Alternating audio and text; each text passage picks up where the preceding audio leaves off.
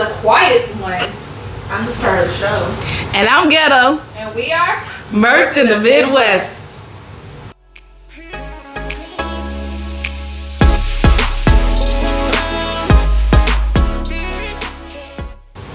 Welcome back, everybody. This is a new episode in our season 3 Lovers Quarrel.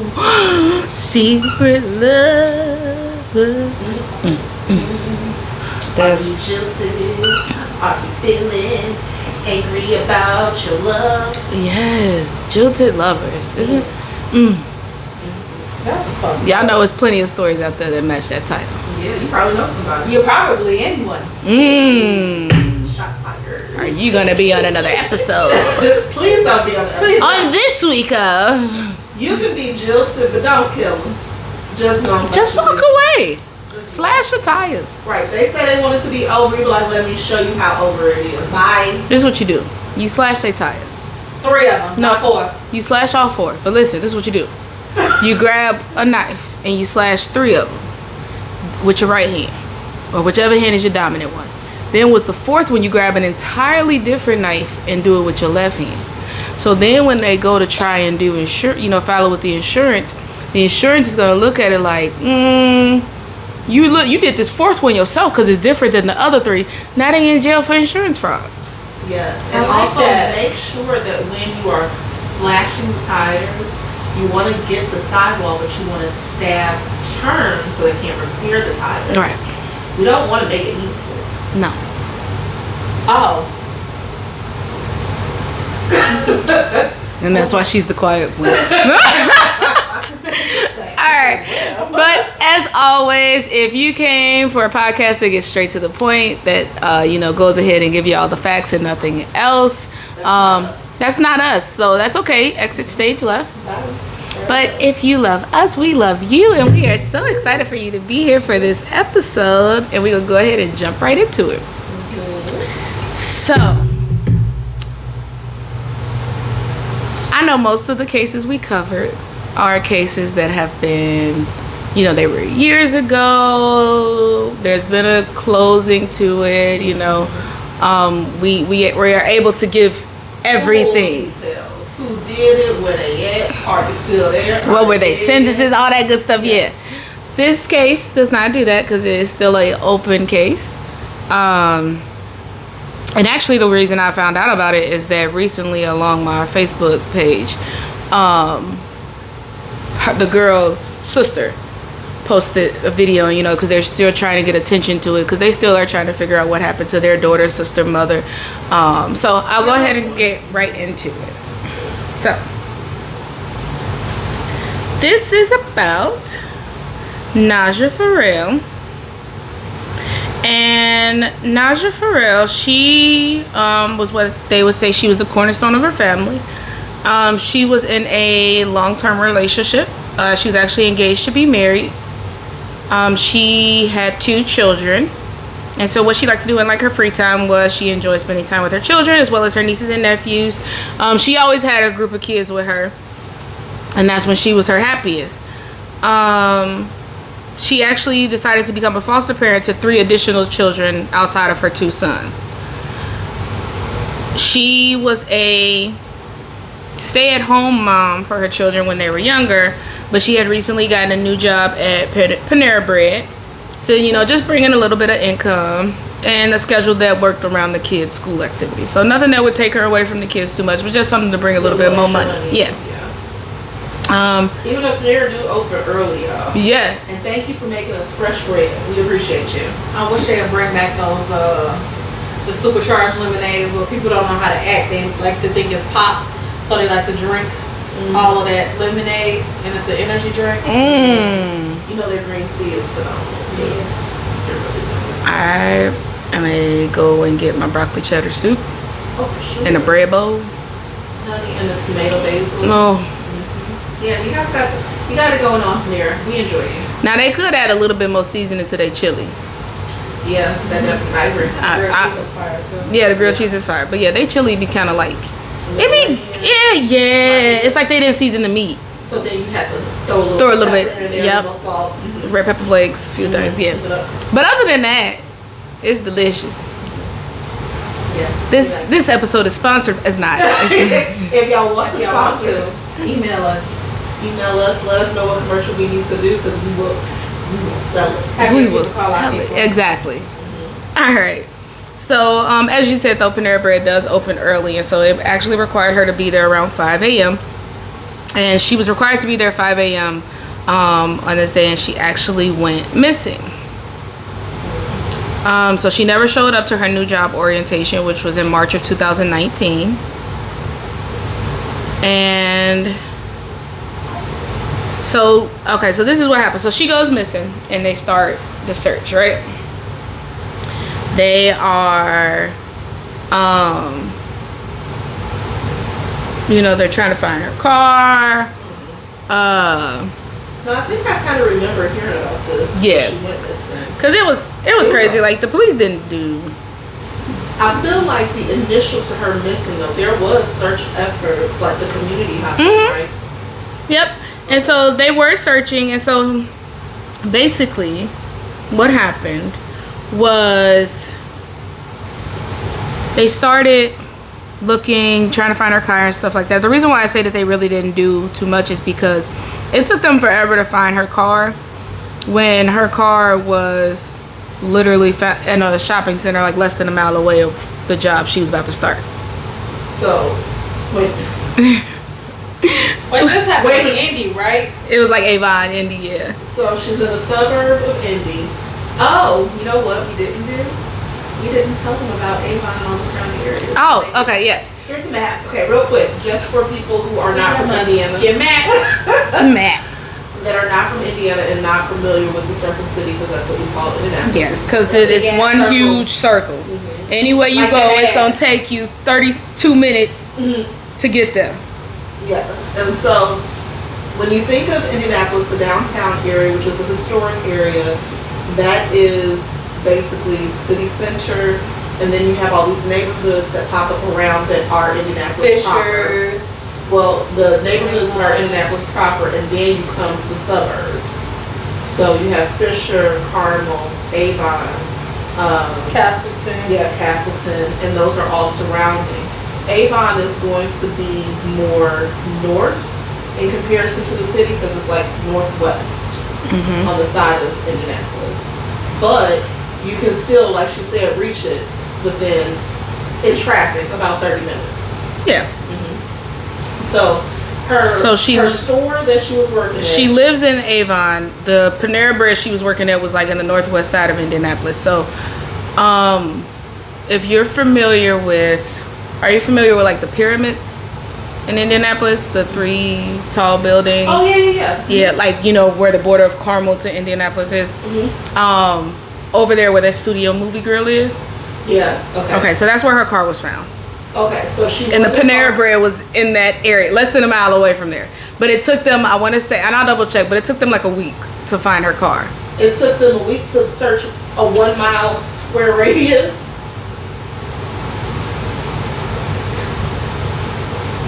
That's Indianapolis Police Department for you. So, Like they Carmel, really Avon, haven't- all of that. And this is not shade, but it just does make you wonder, like, what kind of searching were you doing? If you put an APB out for the car, then that means that all of your police officers, and you know that there are mall cops, there are cars that surveil, like plazas. Way to go, Paul Blart. But they surveil that stuff. Like, they have to drive around, and if they have an APB for this car, how hard is it to find something that's a mile away? yeah, it took them longer than necessary. I could see a few days, maybe. Yeah. 1 But or 2. but if you're looking for a missing person and they were supposed to show up to this job, you would think that that's the first place you're going to check. Is the surrounding area. Yeah, it's the surrounding area. Lord have mercy. So, Do better if I come up missing, police. please. I swear to God, if I ever go missing, y'all better tear the city upside down. I'm talking about everywhere. Places that I frequent, people like that that I might have a possible connection with, that I hang out with. Because I'm not going to hang out with people I'm not like super close with. Well, Like, I feel like this is just a Come question me.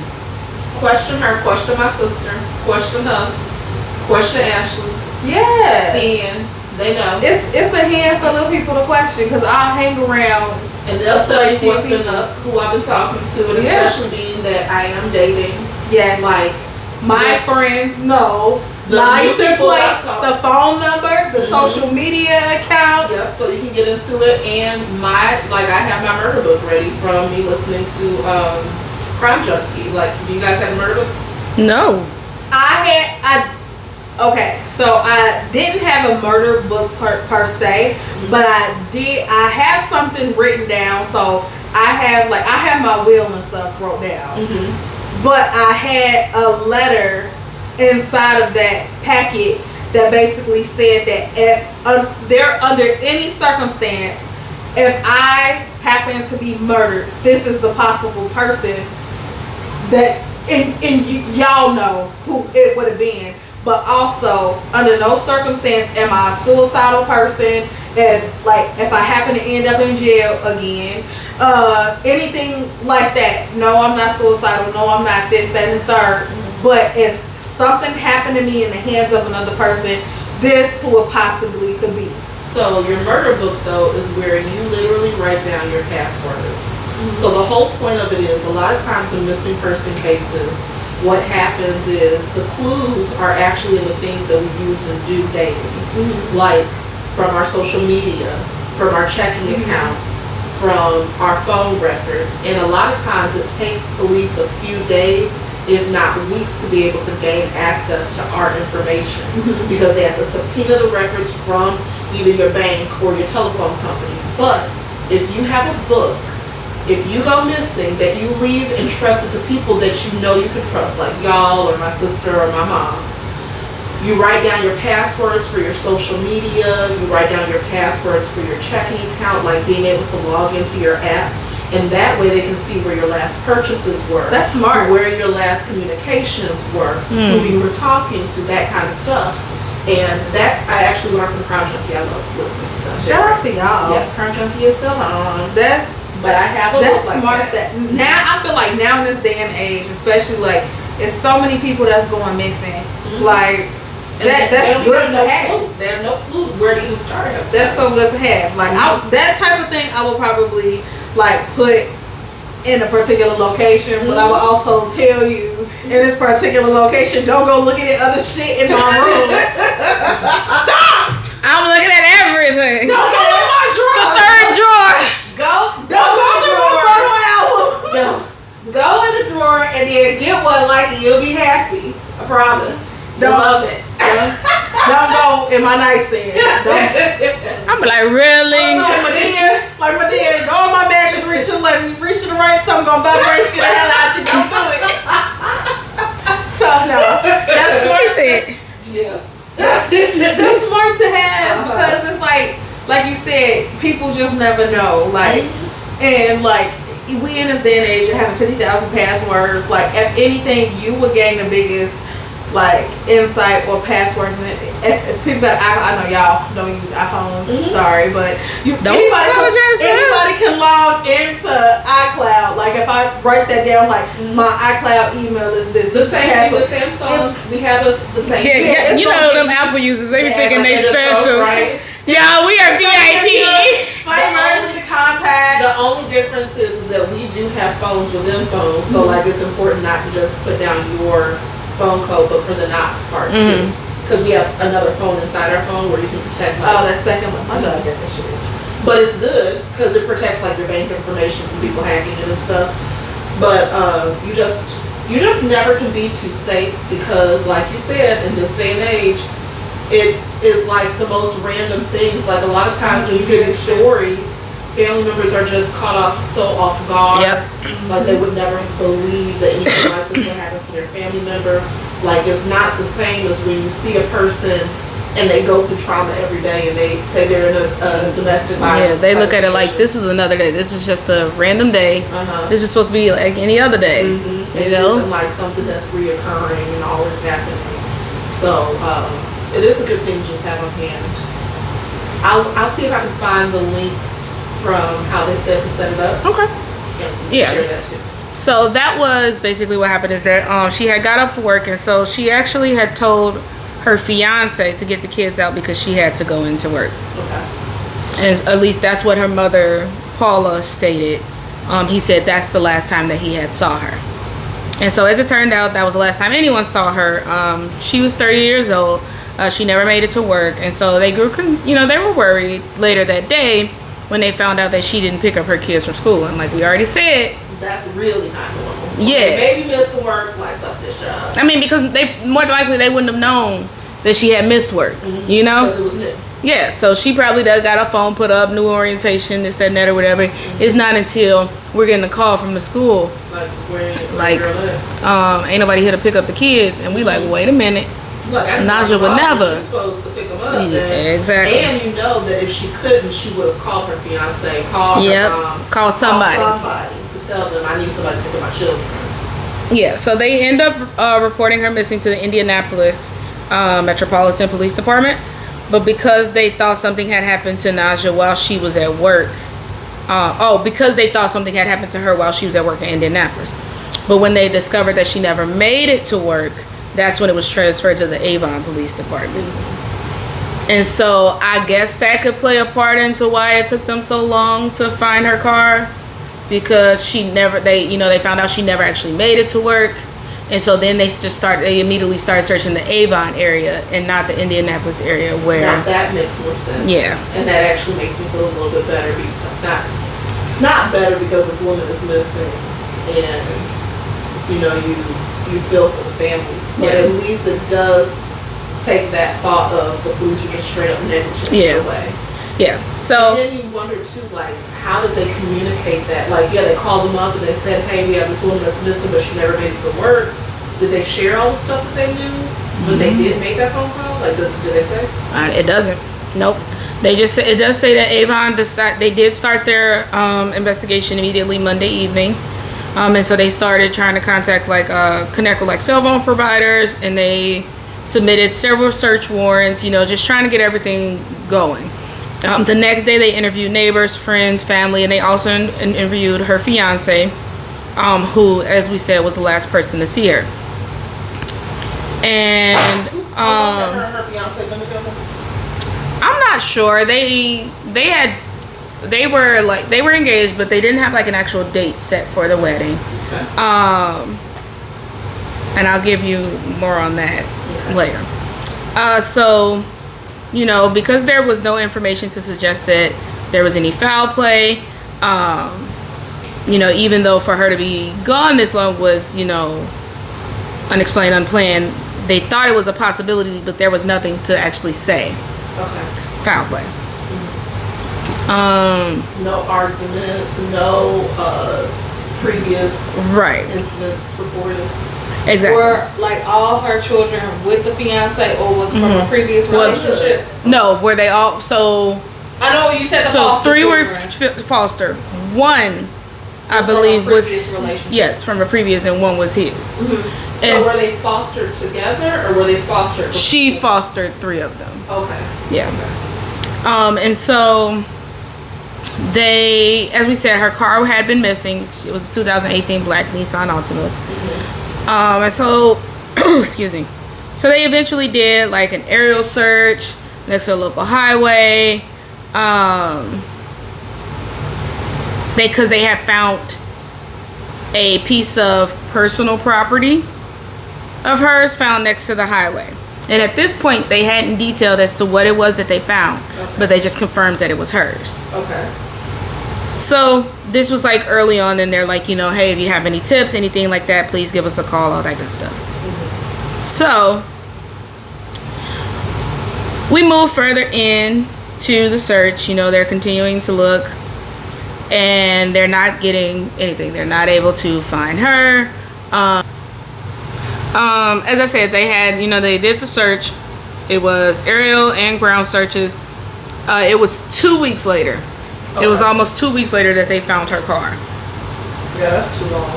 And it was discovered in a shopping center near her job. And it was after that construction workers contacted the police after they found some random papers and personal items near I-465 and Lafayette Road in Indianapolis. So the media never reported what items were found. But her sister and this is a correction. Her sister, Jaleesa, disclosed that it was ID and bank cards that actually belonged to Najah. Okay. So it wasn't her sister's bank card; it belonged to Najah. Okay. So this was in March of 2019. Then a month later, in April, police got a call from the Crown Point Police Department in Indiana, which is about 2 hours away. Two fishermen at a pond off I-65 and 109th Avenue had discovered human remains. It was a severed foot pulled from the pond with a tattoo matching Najah's. It was her name, and no other remains were found. I'm sorry, but could you imagine? You're minding your business. You know, fishers, I like to fish, so we like to get up early in the morning. You don't want to be out when the sun is blazing in the middle of the day trying to fish. Because the fish are moving and active when the water is cooler. And they are more at the top where you're going to be able to get to them when it's cooler. So you're up, you know, start your morning, you pray, you know, got yourself cleaned up, put your clothes on, got the boat going. You one with the Lord out here talking to your buddy. Right, talking to your buddy. Y'all talking about things happening, probably having a couple of jokes, and you reel in what you think is about to be a fish. And it's a foot. I know personally me, I would be hysterical. Oh yeah. There wouldn't even be no calm about it. I'd probably go in shock. I would probably be screaming. Yeah. A human foot. Yeah. No. So, after confirming that the body part did belong to Najah through DNA testing, they launched a thorough search of the pond and surrounding areas, but they did not find any additional clues. And since then, there has not been any new information or breakthroughs in her case. So, that's fucking crazy. We are now at 5 years. Now that we've just gotten past, March, we're at 5 years of this being unsolved. And the last thing, any new news coming up was April. So, y'all know there are people out there like us that like to speculate on what happened. And there was a lot of speculation when the story came up. Yep. There was, so there was a woman named Quisola Mims. She was 20. And this was her story. So a head discovered nearly 2 months ago. This was in McKinley Park Lagoon on the southwest side. Was identified as remains belonging to a 20-year-old Chicago mother. They were found September 23rd by a Chicago Park District worker. He found a bag containing a head during a routine cleanup at the park. They did the medical examiner and they released her identity on Wednesday. However, the cause and manner of death had not been determined. And no one was in custody Wednesday night. They tried to develop a timeline of her whereabouts before she went missing. So Rosalind Mims, the victim's mother, said she had contact with her daughter on September 21st. At the time, she was due to start a new job, but didn't show up. Where was she supposed to start at? This was in Chicago. Okay. 2 days later, that's when her head was found. Rosalind said when she saw on TV a police sketch of the remains found in the lagoon, she knew it was her daughter. Could you imagine? They did a police sketch of the severed head. And she knew it was her child from the sketch. At the time, Quisola Mims also had an 18-month-old child. And so people were, comparing the two cases. Mm-hmm. They were like, oh, because that one was never solved. Mm-hmm. And so they're like, oh, a girl goes missing on her way to work, never shows up, and then a piece of her body is found. Mm-hmm. So that was... it's not far. So the reason why, another thing that links that, is there's not much distance between. Yeah. From Chicago to Indianapolis, it's a 3-hour drive. Yeah. To go from Chicago to Indianapolis. And then because Najah's foot was found in Crown Point. That means that person is familiar with these areas. Yeah. It may or may not be the same person, but either one of those situations, if it's two different people, those people are familiar. The one, like, say Najah, because she was from Indianapolis, the foot ended up at Crown Point. That person is familiar with Indianapolis, but also familiar with Northwest Indiana, and it really makes you feel like they have to be from here. Yeah. Because who even knows about those little fish? Like, I know, I talk to like a lot of my coworkers and stuff, and going from Chicago to here is not that far of a distance. But when I say places like that, I like to go hiking, or I like to go fishing, or I like to go to this beach, and I'm like, where is that? Like, because these are things that locals know. It's not what people who just they live an hour away. There's not stuff that most. You are familiar with the area. You're familiar. You have an intimate knowledge of the land and the area. That makes me feel like maybe you're a person who's from here that relocated to Indy, or you're a person that's from Indy but had family here and you spend a lot of time here, or maybe you're a person that is like a delivery driver and you spend a lot of time going back and forth between communities. Or a transient worker or something like that. Yeah, it's like whatever the reason is, it's like you're familiar with it. You're familiar with the area. And it's very sad. Now, you said that the sister for Najah has... She went on Facebook and posted a video giving basically like, a background view of what they know and kind of like what their problems was with the case. So... 1 second.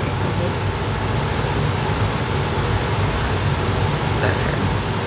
Yeah, I remember that photo. Yeah. And so her sister got on, and you guys can go and find the video on Facebook just in case I miss any information, because I am doing this all from memory. But she got on and she was like, basically, here's what happened. Her sister went missing. And she states that she feels like they didn't ask enough questions to the fiance. Now, I couldn't find the fiance's name. I'm sure she might have mentioned it, but I couldn't find his name. But she did state that basically Najah had just broken off the engagement. Oh, really? That's what the sister says, that the engagement was just broken off. Like, I guess they were having a couple of issues, and so they were gonna see where it went, and that's probably why they didn't necessarily have a date. So that she gave that little tidbit, but she said that basically the police didn't really look at him. They said she said that they thought he was acting kind of strange. So that's really odd that they didn't really look at him, and especially if they thought he was acting a little strange. Because generally, the person, your significant other, and also the last person to see her. The first person, right? It's like that's even if they ain't the last person to see. Now, in this case, he was the last person to see her. But even when they're not the last person to see her, they're like always the prime suspect. Yep. And so basically, they said so her mom had Najah's kids, the 2 boys, and so. The father had called and was like, I want to get my son to spend some time with me. They were looking like, even though they kind of had like this feeling, they were like, well, they've lost their mom. We don't want them to lose both parents. So they're like, okay, so he got both boys.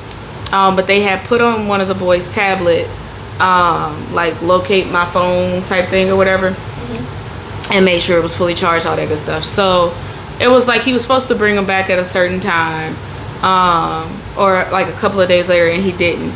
And so they're calling, he's not answering. Wait a minute, you got 3 babies. The mother's already missing. You got these kids, you're supposed to bring them back at date and time, and you don't bring them back, and then you're not answering the phone call? Yeah. I'm gonna blow this whole shit up. So they then look at the location on the tablet, and it says that they were in like Atlanta. What? So then, they're still what are they in Atlanta for? They're still calling, trying to figure out, and then all of a sudden they in Orlando. Now, here's the thing. It was like a week. This was like a week after she went missing.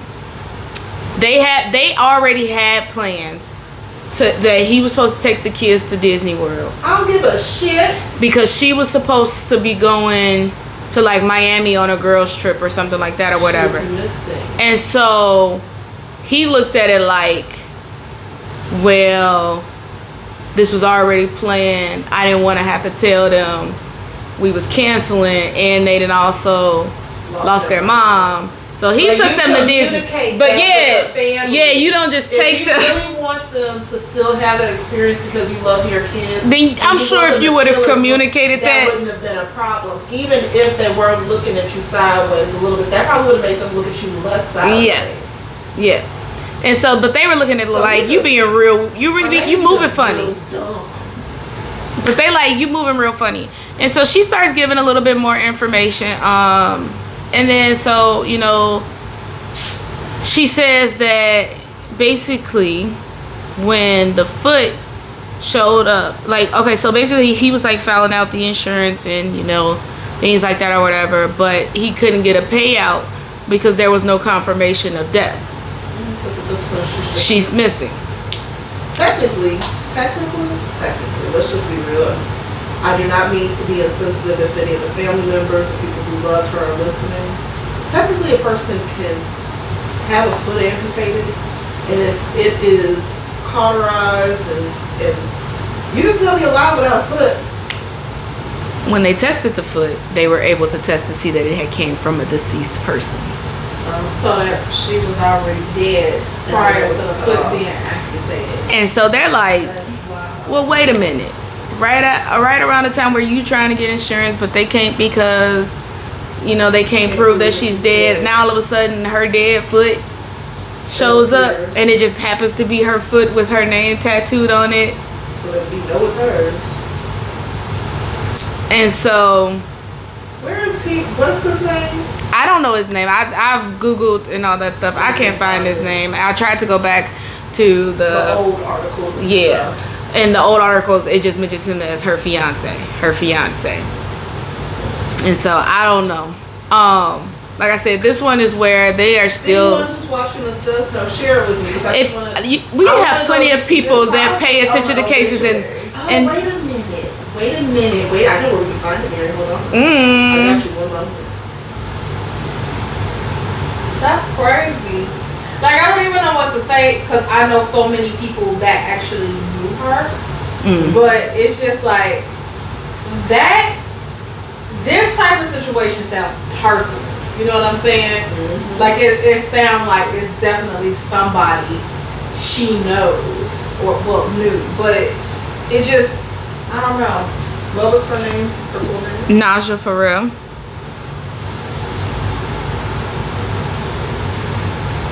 Najah.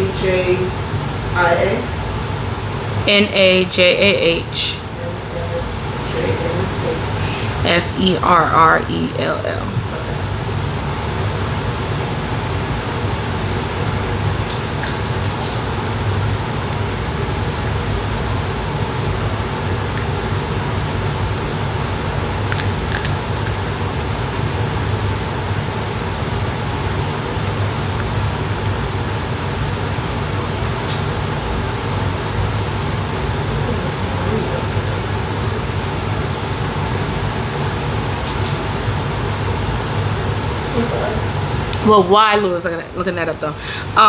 So they are asking about anybody that has any tips or anything like that you can call 317-262-TIPS. Or if there's something that I'm missing, because we have plenty of people that watch our show that are just into crime as we are.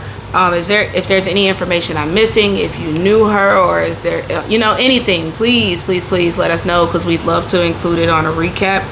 We're just trying to grab some more attention to this, because, it could be somebody who hadn't seen it, and maybe they, Right.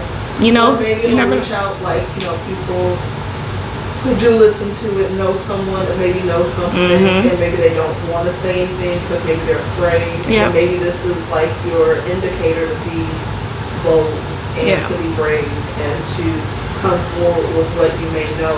Because even if 5 you years scared. is a long time. It is. It's a long time To not know what happened. Her kids don't know what happened to their mom. And the mother and her sister. And they don't know. Like, we have confirmation that she died in the worst way that we could get confirmation, but we still don't know what happened and why. and all of those things that you would want the answer to. And so that was the whole reason for covering this case. So yeah, if you have anything that you'd like to add or you feel like we missed, please, you can either comment below or you can email us at murkedinthemidwest@gmail.com. What's his name? I found a picture of him. I just couldn't find his name. Do you want to say his name? Say his name? Okay. So this is just going back to the paternity test that she had.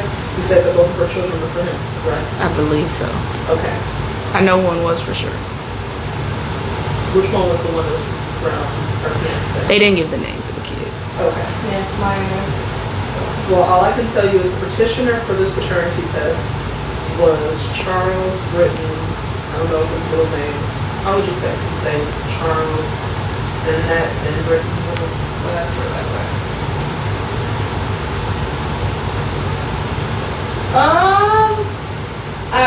Oh, bullshit! He was from freaking Hammond.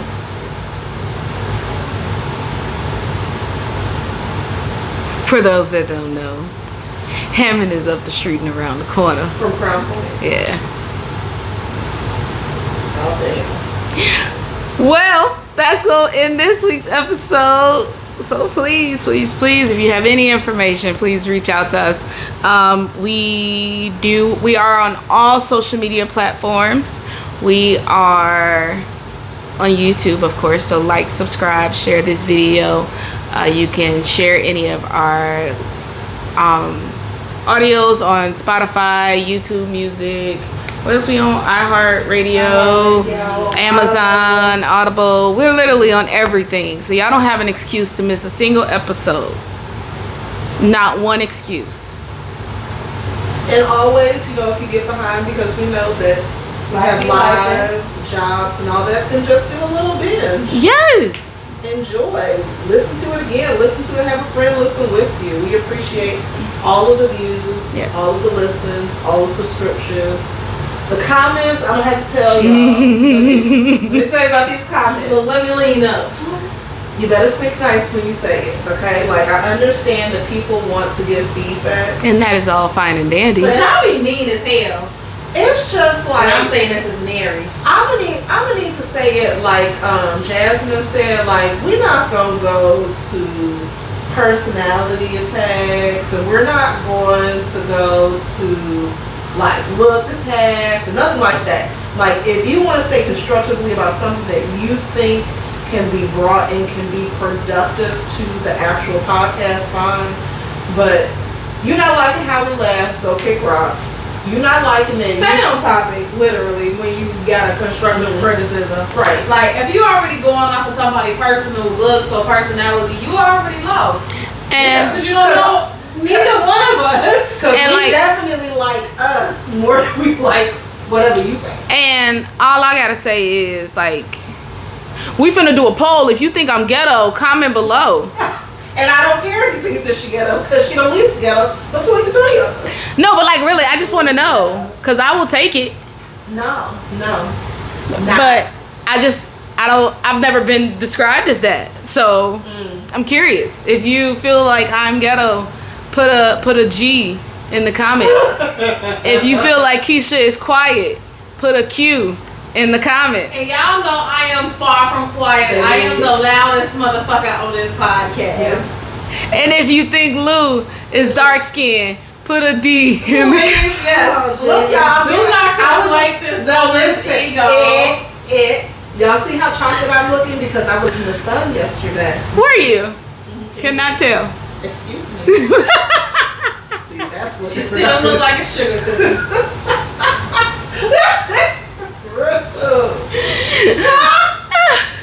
It's definitely giving like snickerdoodle.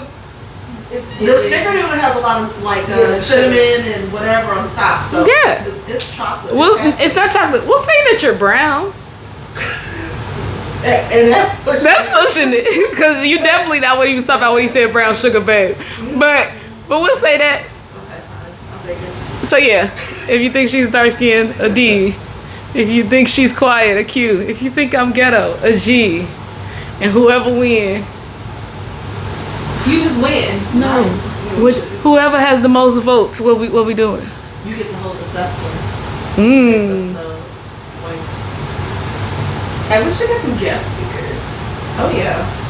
Yeah. I don't know if I like people coming to my house though. They can always grow in the video.